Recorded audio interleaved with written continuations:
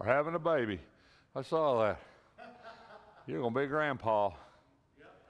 Again.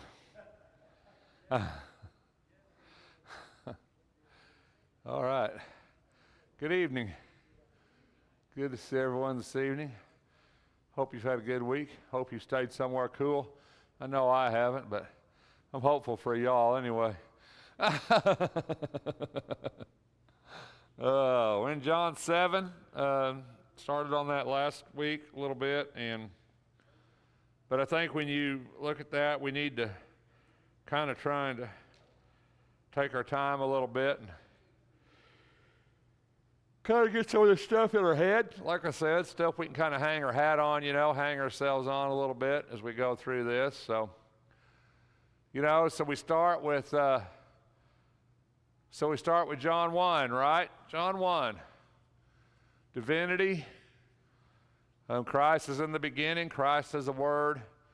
And then the testimony of John the Baptist, right? Testimony of John.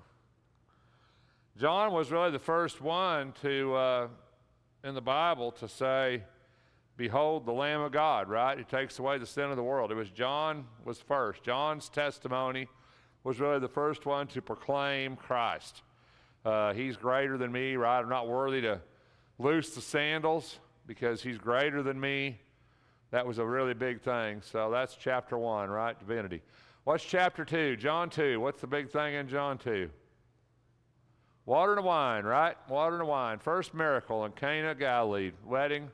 Jesus turned water into wine, right? John 3. What's John 3? Nicodemus. Yep, Nicodemus, right? Came to Jesus by night. We're going to see Nicodemus again in John 7. Nicodemus is kind of a recurring character, more or less, in the Gospel of John. We'll see him at the end, too. John's the only gospel writer who includes Nicodemus after the death of Jesus. So, Nicodemus John kind of pulls him into this discourse.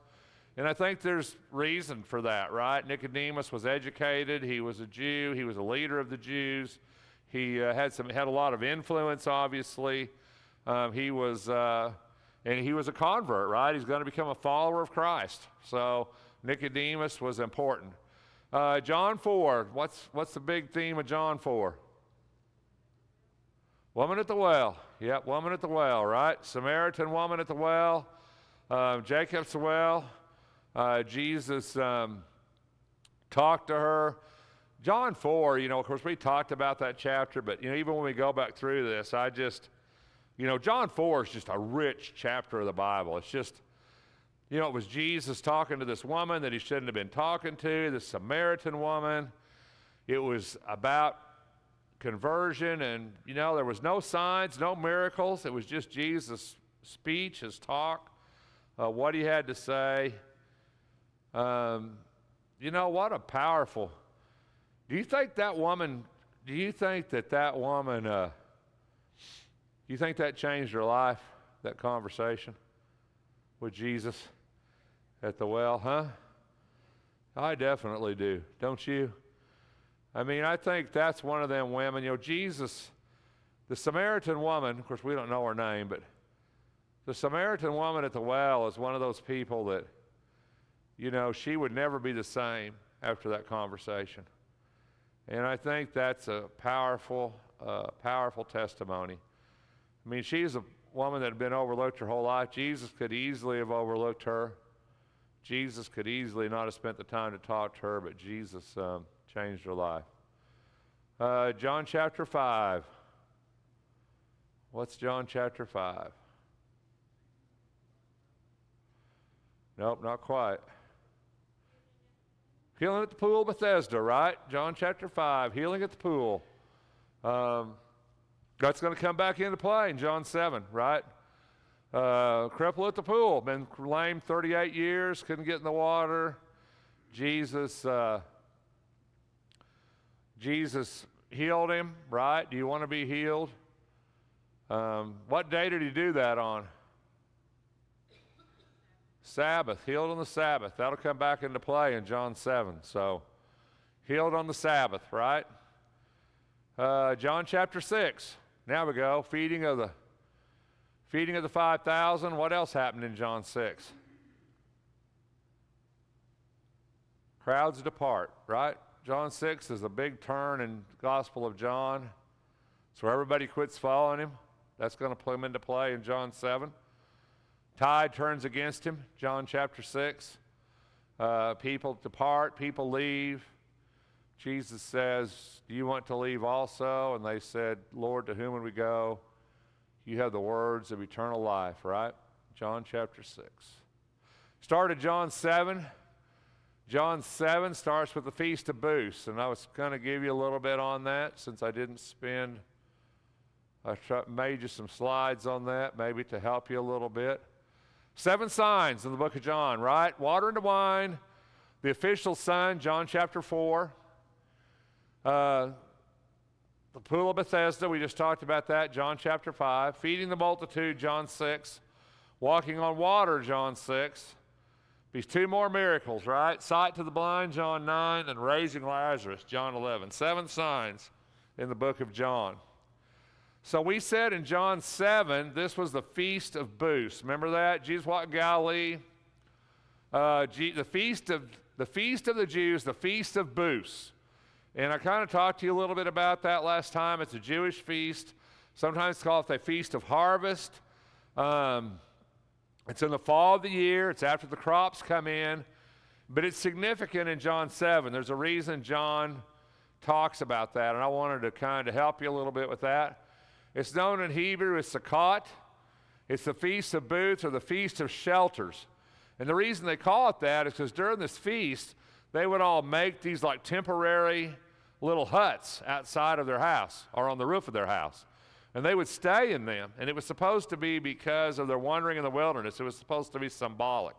So they called it the Feast of Booths or the Feast of Shelters. It was on the 15th day of the 7th month. Families lived in temporary shelters made of branches to remember how God cared for Israel in tents. It's the end of the agricultural year. It's the final gathering of the crops. So it's the fall of the year. It's when the crops come in, when they bring in their crops from the field. But there's more to it.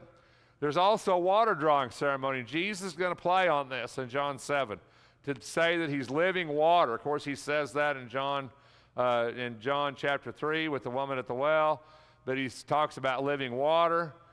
He's going to bring that, and that's part of this feast. Priests drew water from the pool of Siloam and poured it on the altar daily, thanking God for water in the desert and praying for autumn rain, right? Autumn rain. Why is autumn rain? Why do they pray for autumn rain? What's important about that? Yeah, crops in the ground, right? Same way we want it to rain. Also, they had giant golden lampstands were lit in the temple court each night, shining bright light across Jerusalem to recall the pillar of fire in the wilderness. So those things happened, Feasts of Booths. But it was significant in John 7 because, for one thing, Jesus traveled secretly, but he taught openly in the temple, right? Also, on the climatic last day of the feast, Jesus cried out, "If anyone is thirsty, let him come to me and drink," directly connecting himself to the water pouring ritual as the true spiritual provider. So there's things going on here in John chapter 7. John chapter 7 is not a breathtaking chapter of John. It's not one of those things that I'm going to say there's these great theological truths in, but there are things going on. Tides turn at the end of John 6, John 7. Jesus goes secretly. His brothers don't believe in him. That's where we get this. We talked about that last Wednesday night. His brothers, the brothers we really think about here, are Jude and James, who both wrote books of the Bible. And this is a testimony. They didn't believe in him here. They are going to believe in him. They're going to become pillars of the church.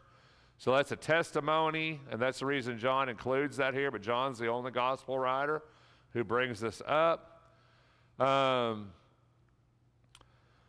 Matthew, Mark, and Luke, right? Have 4 gospels, right? Matthew, Mark, Luke, John. So Matthew, Mark, Luke are a lot alike. We all know that, right? We call them synoptics. Call them the synoptics. Synoptic means same point of view. So Matthew, Mark, and Luke have a lot of the same things in them. A lot of parables, a lot of things like that. John's distinctly different, okay? John includes a lot of things that Matthew, Mark, and Luke do not include at all. So John brings in a lot of new material. And this is one of those things he brings in, right? And says, not even his brothers believing him. We talked about that a little bit last week. I'm going to catch us up. Jesus, once again in 6, says, my time is not here. That's a big theme in John's gospel, time.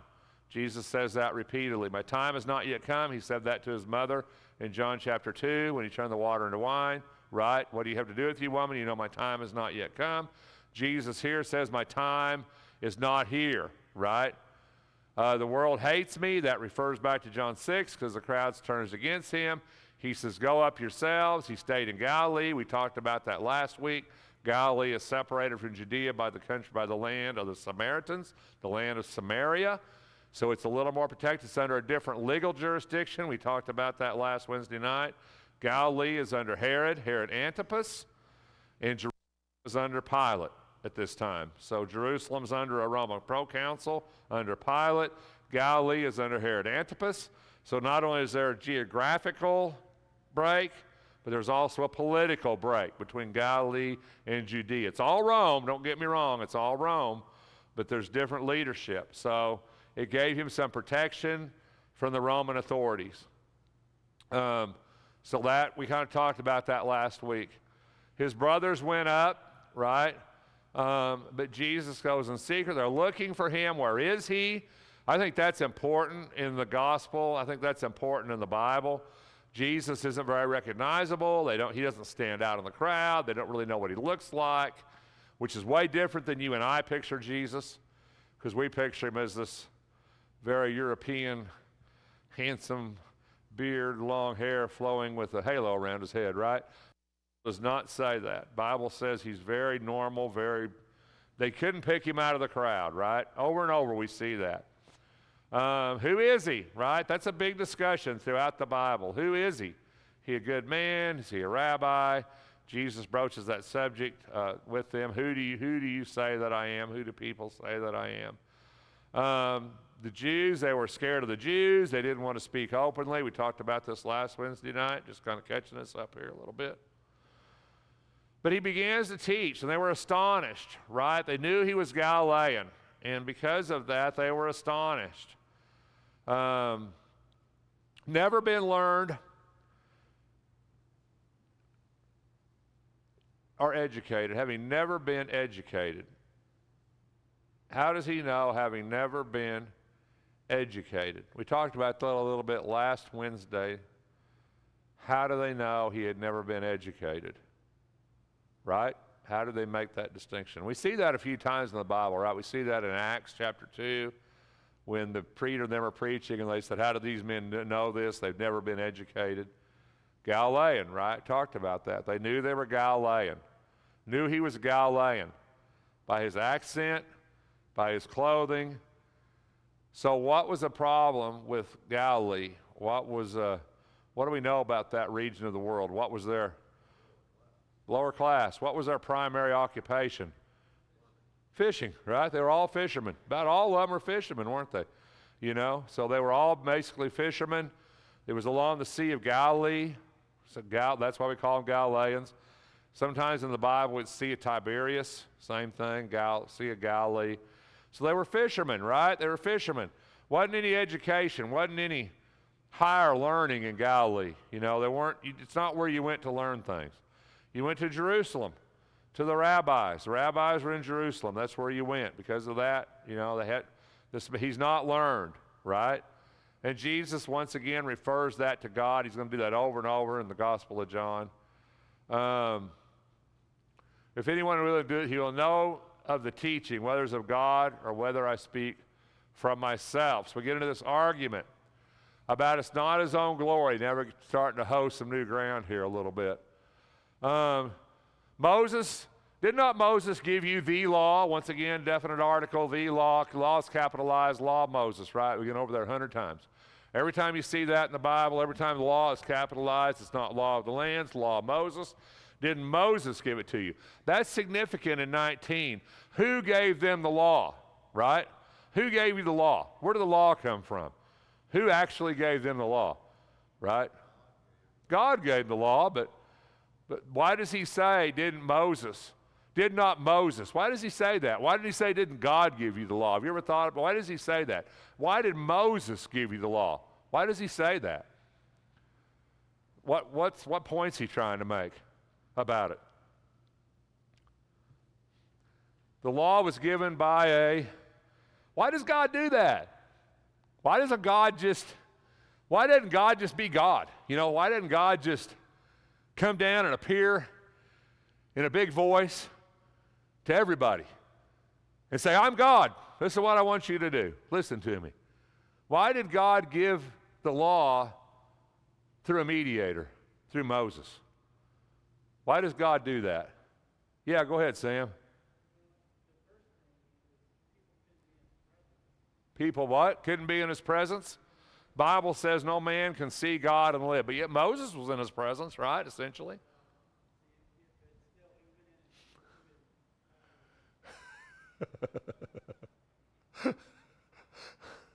Why does God do that? God never, in the Bible, God never comes straight to man and says something. You ever notice that? God never comes straight to mankind and says, I'm God, right? Do this. Why does he do that? He always uses a what? What would we call that? A mediator. He always uses a mediator. God always uses a mediator. God always talks through somebody. Whether he talks through a prophet, whether he talks through Moses. Why is that important here? Because who's he talking through in John 7? What's Jesus saying? He's talking through who? Huh? Talking through Jesus.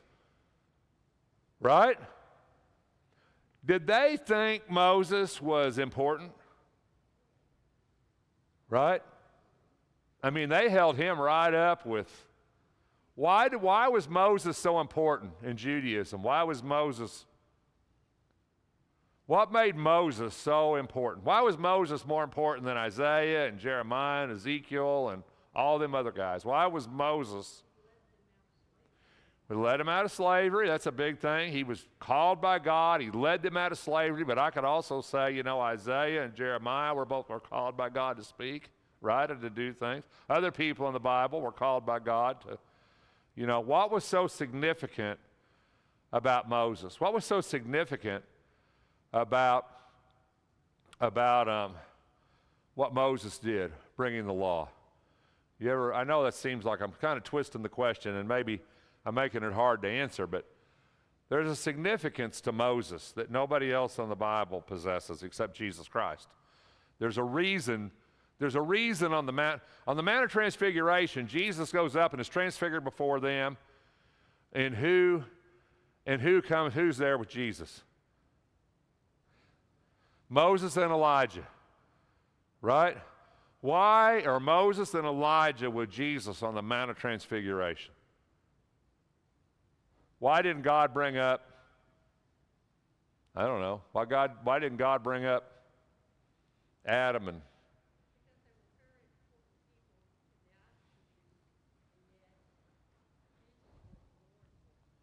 right, because on the Mount of Transfiguration, right, Elijah and Moses were very important in the Bible, in the Old Testament, and very important with Jesus. And you can't get away from that, because one thing is Moses was the lawgiver, you see. Does that make any sense? Rabbis interpreted the law, right? Rabbis read the Bible and interpreted it. But Moses was the lawgiver. Moses brought the law to the people from God. Moses, and when God, and see, that's something you really have to think about in the Bible. When God uses a mediator, he gives them authority. Does that make any sense? In other words, it's not that Moses was a better human being probably than the other human beings in the world, or that Elijah was a better human being, or that Isaiah was a better human being. But when God chooses someone as a mediator, he vests authority in that person. And even though that person communicates in their own way, because everybody has their own personality, God has vested authority in that person. So that's how God works, and that's how he's always worked. There's nothing new about that. God has always worked through human mediators. So Jesus is God in the flesh. Jesus is saying, Moses brought the law. And the reason Jesus says that is because he wants them to know, and he's going to get into this later on, one greater than Moses is here. That's what he's going to say, right? If Moses was a lawgiver, Moses brought the law. I'm going to bring the law. You see, we're not out from under law. We're just not under the law of Moses. That's where people get confused. You know, we're still under a law. We're still under a law of righteousness. We're still under a law of liberty, the Bible calls it. But Jesus brought that. Elijah is important because at the very end of the Old Testament, it says that Elijah will come before that day of the Lord. Elijah will come, right? And Jesus basically said John the Baptist was the Elijah who's to come. But on the Mount of Transfiguration, that's why you have Elijah and Moses. Because Elijah was to come, according to the last book of the Old Testament, that was a prophecy. Elijah will come before Jesus. And then the other thing Moses was the lawgiver. But what does God say? So when Jesus is back, so God speaks 2 times in the New Testament. God himself speaks 2 times in the New Testament. Once at the baptism, one on the Mount of Transfiguration. So when Jesus is baptized and Jesus comes up out of the water, what does God say? Does anybody know? This is my beloved Son, right? In whom I'm well pleased, right?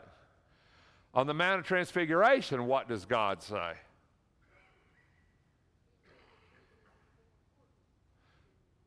He says, right, he says, hear ye him, right? So you have Elijah. Elijah's a northern kingdom prophet. So you have Elijah, and you have Jesus, and you have Moses, and God on the Mount of Transfiguration says, this is my Son in whom I am well pleased, which is what he says at the baptism. But then he says, hear ye him. In other words, the authority is not in Moses, the authority is not in Elijah, the authority is in Christ. So there's a lot going on here that's going to come up. You have a demon, right? Jesus said, I did one deed and you all marveled. Now what deed is Jesus talking about in 7:21? Now don't answer that question yet because I'm going to give you a clue. So he says, I did one deed and you all marvel. Now, the word deed is really interesting here because Jesus didn't say, I did a miracle. There's a real reason Jesus says this way. I'm going to get into this. He says, I did a deed. So if I do a deed, what does that mean to you? If I said, I'm going to do a deed. Doing something for someone else, right? We might call that a work, possibly, right? Okay. So in 22, he says, for this reason, Moses has given you circumcision. Now, that's a problem because Moses didn't give them circumcision. Where did circumcision come from? Where did circumcision start? Abraham, right? Abraham. So why does Jesus say, for this reason, I'm going to back up to 21. I did one deed. Remember that? Remember that. Then go to 22. From this reason, Moses has given you circumcision, not because it is from Moses. He's quantifying it. So why does he say, for this reason, Moses has given you circumcision? Why does he say that? Why doesn't he say, God gave it to you? Or Abraham gave it to you. Of course, Abraham really didn't give it. They didn't circumcise when they were in the wilderness. You're right.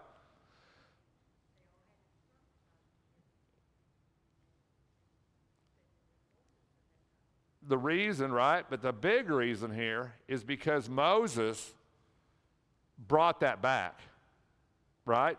Kind of what you're saying. They fell away from that. They fell away from circumcision. They were in Egypt.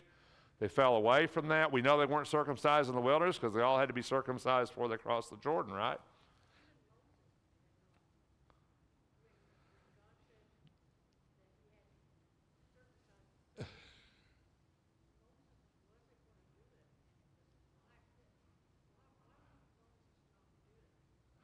because they had got away from what God had told them. They got away from that covenant. That's what God was.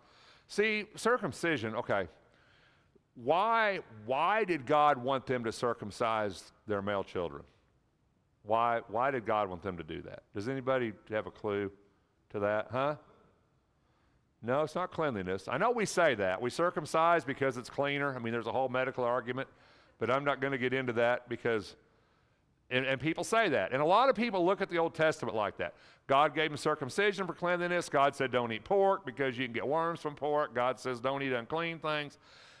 That's not the reason, okay? I know we like to think that, and I know people like to think that, but I promise you that's not why God did it. Huh? It's related to baptism. It's related to that because it is a covenant. It is a covenant relation. What? Boy, this is going to get complicated. Okay, so covenant. Let's go back. I know we've talked about that a lot, but let's go back to covenant for a minute. Okay, so covenant is different than promise. We've had this discussion a lot of times in here. Covenants are always, a covenant always requires what? Always. Two people, but there's something else. Covenants always require, in the Bible, covenants generally in our culture, a covenant is a contract, right? Isn't that what a covenant is? A covenant is a contract. So if you go to a lawyer and you make a contract, what do you have to do for that to be valid? You have to sign it. When you marry somebody, what do? You exchange what? Rings. When you're baptized, you go into the water. What I'm trying to say is covenant in the Bible is always signified by a physical something. In other words, you never just go and say, because if you don't have a physical sign of covenant, then basically it's just kind of a verbal agreement. Would you kind of agree with what I'm trying to say here? It's just a verbal agreement. And we all know that verbal agreements don't hold up very well in a court of law, right? We all know that. I mean, we like to think that, but let's get right down to it. It's hard to go before a judge and say, well, I said this, he said that. That's not going to hold up. But it will hold up if you go in there with a contract that's signed and said, we both agreed to this, we both signed it, and somebody violated it. So covenant has to have a physical sign. So when Jesus covenanted with Abraham, because he did covenant with Abraham, when Jesus made that covenant with Abraham, he said, this will be a sign of the covenant, right? This will be a sign of the covenant, circumcision. So circumcision became a sign of covenant. Now, why did they quit? Well, that's a really hard question to answer. They did, and we know that. Why? Because Moses was in the land of Midian, right? Moses was in Egypt, and Moses went to the land of Midian for 40 years, and God called Moses out of the land of Midian. And if you read the gospel account, Moses was coming back to Egypt, and God met him on the way to kill him, is what the Bible says. God met Moses on the way to kill him.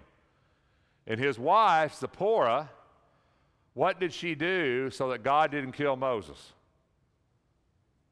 Circumcised their children, right?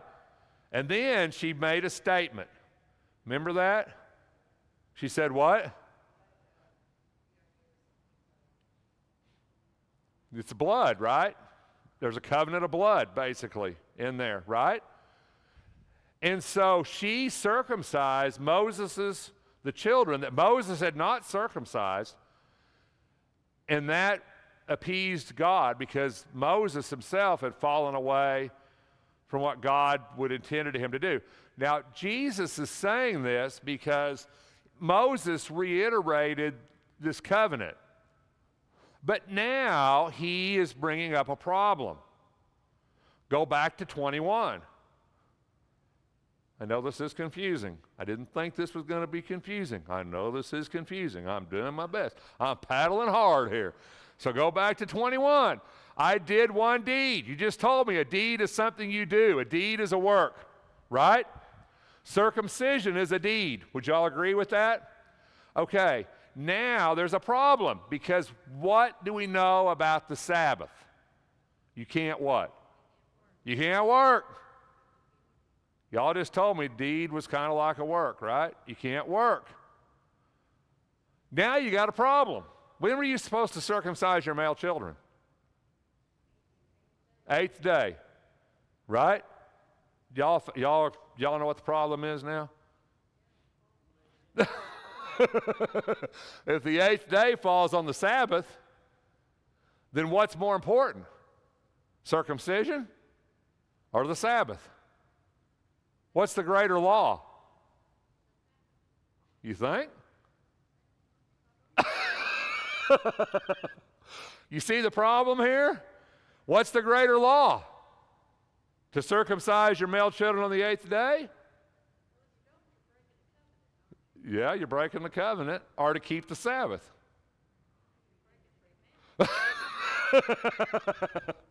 You see, there's a problem. This is what Jesus is bringing up. Why is he bringing it up? We're going to get into that in about 2 verses. Why is he bringing that up? So he says, and on the Sabbath you circumcise a man. So reading that verse, what do they deem to be the greater commandment? Sabbath or circumcision? Circumcision. Right? Okay. So then Jesus says, if a man receives circumcision on the Sabbath, so the law of Moses, because he wants to tie this to Moses. He wants to tie this to the law, not to the covenant of Abraham. He wants to tie it to the law. There's a reason he's doing this. Of Moses will not be broken. Are you angry with me because I made an entire man well on the Sabbath? What man are we talking about here? John chapter 5. What man are we talking about? Lame man at the pool of Bethesda, right? Because he healed him on the Sabbath, right? So he says, you are angry with me because I made an entire man well on the Sabbath. And then he says, judge what kind of judgment? Righteous judgment. So what does he mean? He just said, you circumcise somebody and you break the Sabbath. You criticize me because I heal somebody on the Sabbath, right? And then he says, judge righteous judgment. So what does he mean? So what does he mean by that?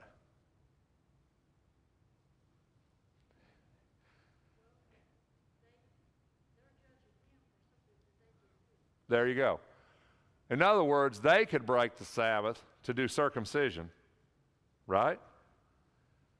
So wouldn't healing somebody be as great as circumcision?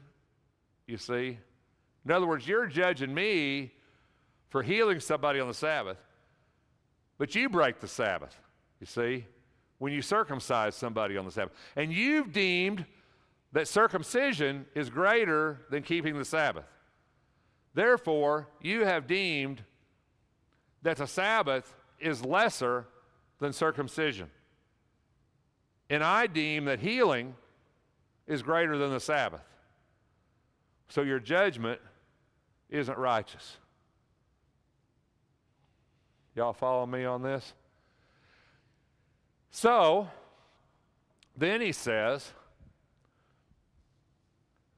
you know, who is this man, right? So then Jesus said, don't judge according to appearance, but judge righteously. Is this not the man they are seeking to kill? They're not doing it. He's speaking publicly.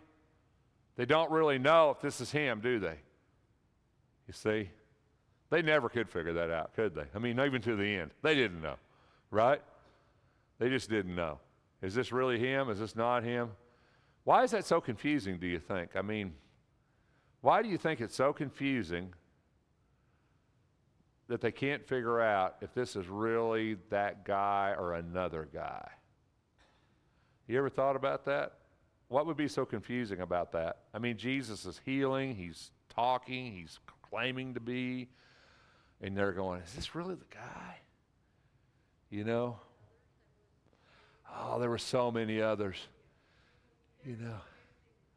Yeah, they're looking, they're expecting, they're looking for this Messiah. There's all these guys that are rising up. We know that historically, we know that biblically. There's all these guys that are coming up and saying, I'm the Christ, I'm the Messiah, I'm the one. And they're like, well, who's the real one, right? In other words, is this really him, or is this just one of them other guys that's saying, you know? And so it was confusing to them. They don't really know, do they? They don't really know. And this is really a bad statement in 27, because they do know where he comes from. You both know me, you know where I am from. I am from him, and he sent me. This is the problem, 29. You got to remember what I told you earlier in the book of John, way back. The I am statements. Remember that? The I am statements. Every time in John, if you ever go through your Bible and do John, like I'm going to go through the Bible and read John, what I would really tell you to do, and I'm not one of much on marking up my Bible because I switch Bibles a lot, but if you really have a Bible that you use and you ever read John, every time you come to that I am, highlight that I am, every time. Because every time Jesus says that, they cringe. I'm just telling you. Because I am is Exodus 3, right? Who do I say sent you? I am. Whenever Jesus says I am, they back up. So anytime you see these I am statements, what happens in 30? They were going to do what to him? They were going to seize him. Why? Because of 29. You see? Anytime he says I am, that was automatically a trigger to the Jews. They were automatically thinking, I'm going to get him, because that means I'm God. That's God. I am. That's what God said, I am. And so this isn't one of them really big I am statements in John, like one of them that really, there's two really huge I am statements in John. This isn't one of those. But anytime you see that in John's gospel, Shannon,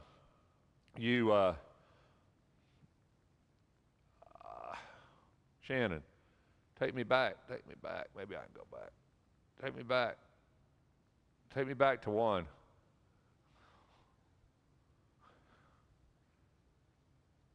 Okay, let's go down 1 minute here. 1 minute. Okay, here we go. 7 I ams. Remember? There's 7 I am statements in the book of John that are divine claims. Now, the one in John 7 is not one of them you're going to see listed. Like I said, John 7 is not a big I am statement, but it's still there. So every time you see that, you kind of key. These are the big I ams. But if you really want to pay attention to these two are the big ones. They're not metaphors, they're declaration of God's name. In other words, in the original language, in the Greek, so the Bible, right? So you and I read the Bible in English because that's been translated to us from the Greek, correct? In Jesus' day, the Old Testament was Hebrew. The Old Testament's all Hebrew except a little bit Aramaic, okay? Most people in Jesus' day didn't read Hebrew. No different than you and I don't read Greek. So there had to be a translation of the Old Testament so people could read it because they didn't know Hebrew, because Hebrew's kind of tough, right?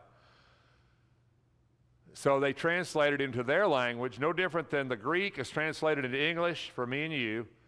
The Hebrew Old Testament was translated into Greek so people could read it, and most quotes of the Old Testament in the Bible are from the Greek translation of the Old Testament. They're not from the Hebrew text. That is called the Septuagint. Okay, that's called the Septuagint. The Septuagint is the Greek translation of the Old Testament, of the Hebrew of the Old Testament. Why is that important? Okay, the reason that's important is because these two I am statements in John's gospel are exactly the same as I'm going to say this. This is going to be confusing. Okay. So the big I am statement in the Old Testament is Exodus 3. It's burning bush, Exodus chapter 3. Moses goes to the bush is burning, he comes up, and the bush is burning and not consumed, and Moses goes and talks to the presence of God, angel of the Lord, and he says, who do I say sent me? Remember that? And he says, say the I am, right? The I am. Okay, if you take the Greek translation of the Hebrew, in Exodus chapter 3, the exact same Greek phrase in Exodus 3 is the exact same Greek in the New Testament in John's Gospel. Are y'all following me on that? It's exactly the same. So for Jews who read the Greek Septuagint, the Greek translation of the Hebrew text, when Jesus said this in the Greek, it was exactly what they read in Exodus chapter 3. So although you and I may not follow that significance, they absolutely followed that significance. And that's what happens in these two statements. Okay? And we're almost there. John 8, where Jesus says, before Abraham was, I am. That was huge. That's a huge, because that's exactly what the Septuagint uses in Exodus chapter 3. And also in John 18, where when Jesus said, I am he. Remember when they were in the garden? You remember that? Isn't that fascinating? Isn't that a fascinating thing in the garden? I mean, I know I just talked about that on sermons on Sunday morning. I never understood that when I was a kid. I mean, they show up, there's Roman soldiers, there's temple soldiers, they've got swords, they got clubs, they got a mob, right? Jesus is standing there, unarmed, literally nothing. And when Jesus says, I am, they all fall down to the ground.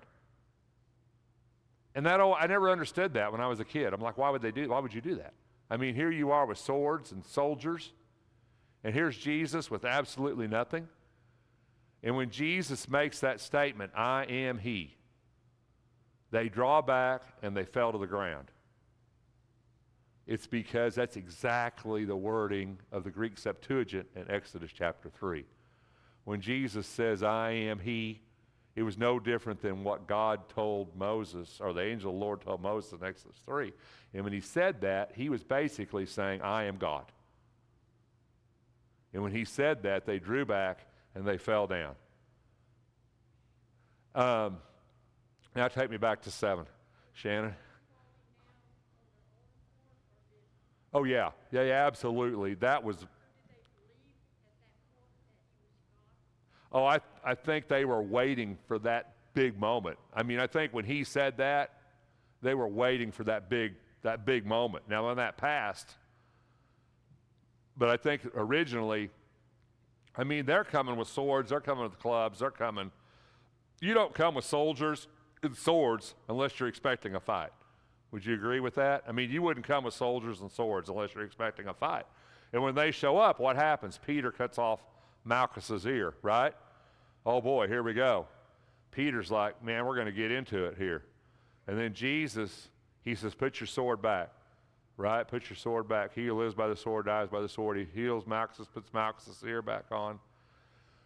But they were expecting Jesus to manifest himself. Why did, and I know people really disagree with me on this, and I guess you can choose to do that if you want to, but in my mind, there is no doubt in my mind that Judas betrayed Jesus for that moment, right there, for Jesus to be who Judas thought Jesus was supposed to be. There's no doubt in my mind about that. Judas did not betray Jesus because he hated him. He didn't betray Jesus because he didn't love him. I just feel confident. Judas betrayed Jesus for one reason. He betrayed him so that he could force Jesus to do what he thought Jesus needed to do, and that's to stand up and be a king. And don't think Peter didn't think that too. Why did Peter draw his sword? Because Peter was ready to go to war. Peter's like, this is it. We're going to war. They believe that. And people don't see that, but I promise you it's true. In Acts, even in Acts 1, when Jesus is Jesus is resurrected. He's fixing to ascend in Acts chapter 1. And what did they ask him? They said, is it this time that you restore the kingdom to Israel? They were still holding on to that. They hadn't let that go. I mean, Jesus had died, he'd been resurrected, he'd appeared to them over a period of 40 days. And in Acts chapter 1, right before Jesus ascended back to God, they look at Jesus and they said, is this time you're going to restore the kingdom to Israel? They still had no clue what Jesus was doing. In Acts, they still had no clue. They didn't have a clue. They expected Jesus to rise up and be king and put them Romans in their place and restore Israel. And we're still waiting for that today. Shame on us. Jesus never came to do that. And he's not coming back to do it. That was never his intention, ever, to do that. But that's what they wanted him to do. That's what they expected him to do. And when Jesus was in that garden and Jesus says, I am he, they thought, boy, this is it.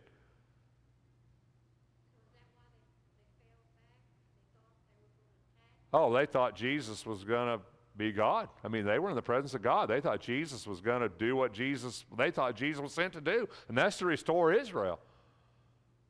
Right? I mean, I know I'm getting off track here, but the world today is waiting for Jesus to do that.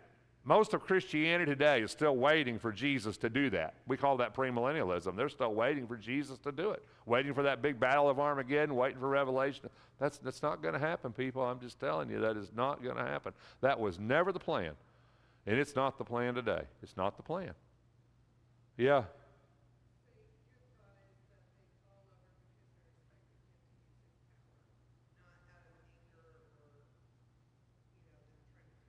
Oh, no, they were scared. Yeah, they expected he was going to pull a Harry Potter on them, you know. You know what I'm saying? They were expecting him to do the big thing. And then when he didn't, what did they do? What did his apostles do? When Jesus didn't do the big thing, what did everybody do? They left. They ran off. They were scared to death. This isn't him. This isn't him. This can't be him. Otherwise, he would have stood up and done something. This can't be who this is supposed to be. This can't be Jesus. Right? And then, well, y'all know the story. But anyway, I know we kind of got off track, but there's big things going on here in John's gospel, right? So anyway, thanks for your time.